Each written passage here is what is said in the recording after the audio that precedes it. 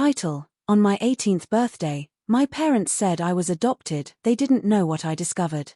When I woke up on my 18th birthday, I expected the usual, a small family breakfast, maybe a cake in the evening, and my parents smiling as they told me how proud they were of me. What I didn't expect was the life-changing revelation that was waiting for me in the kitchen. The smell of pancakes drifted through the air as I stretched and rolled out of bed.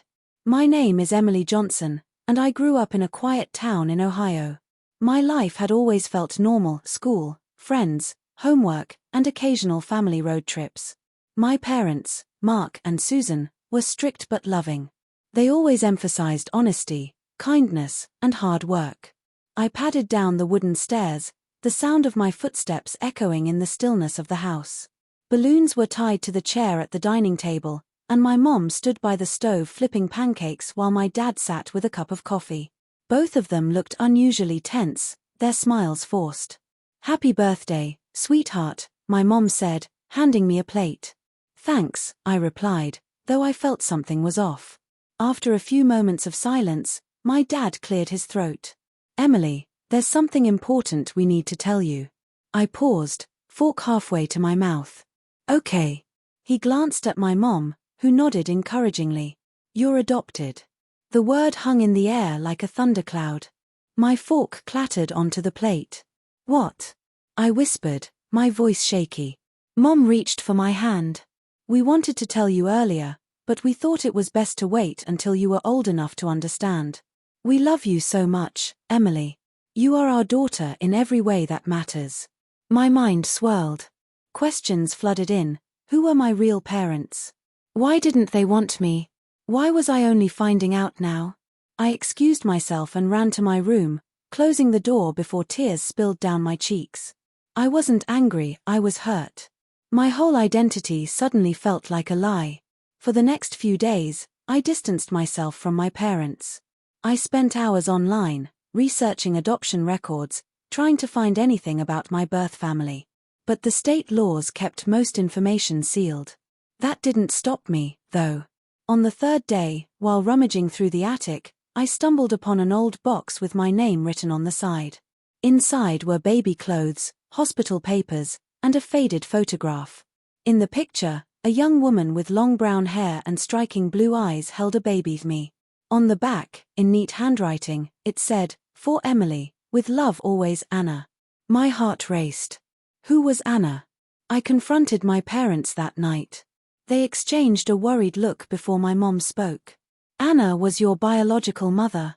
She was very young and couldn't take care of you. We promised her we'd raise you as our own. She passed away when you were just a year old." The news hit me like a punch to the stomach. I wanted to grieve for a woman I had never met, yet who had given me life. But something didn't sit right. If Anna had died when I was 1, why was there a recent hospital bill tucked among the papers in the box, dated only 2 years ago? I didn't tell my parents about the bill. Instead, I began digging deeper. I tracked down the hospital, pretending to be doing a school project about public records. With persistence, I found out that Anna wasn't dead at all, she was alive. My world tilted again. Why would my parents lie? I couldn't keep the secret any longer. One Saturday, I confronted them, slamming the bill onto the table. "Why did you lie to me?" I demanded. "She's alive." Mom's face turned pale, and Dad rubbed his temples. Finally, he admitted, "We thought it was best if you believed she was gone. Anna, she struggled with addiction. We didn't want you to grow up feeling abandoned or questioning your worth. She signed away her rights. We wanted to protect you." My emotions tangled anger, betrayal, sorrow, and even a strange flicker of hope. If Anna was alive, maybe I could meet her. That night, I lay awake, staring at the ceiling. My parents had lied, but I knew they loved me. Still, I needed answers. With trembling hands, I called the number listed on the bill. A tired but soft voice answered. "Hello, Anna?" I asked, my heart pounding. There was a long silence. "Who is this?" "This is Emily, your daughter." The line went quiet, then I heard a choked sob. "Emily, I've dreamed of this day for 18 years. We agreed to meet at a local coffee shop. When I walked in, I spotted her immediately. She looked older than I expected, with faint wrinkles and tired eyes, but her blue eyes were unmistakable. She stood, tears streaming, and hugged me tightly. "I'm so sorry," she whispered. Over coffee, she told me her story. She was only 16 when she had me. Her parents disowned her, and she had nowhere to go. When she met my adoptive parents, she believed giving me to them was the only way to secure a better future for me. "But I never stopped thinking of you," she said, holding my hand.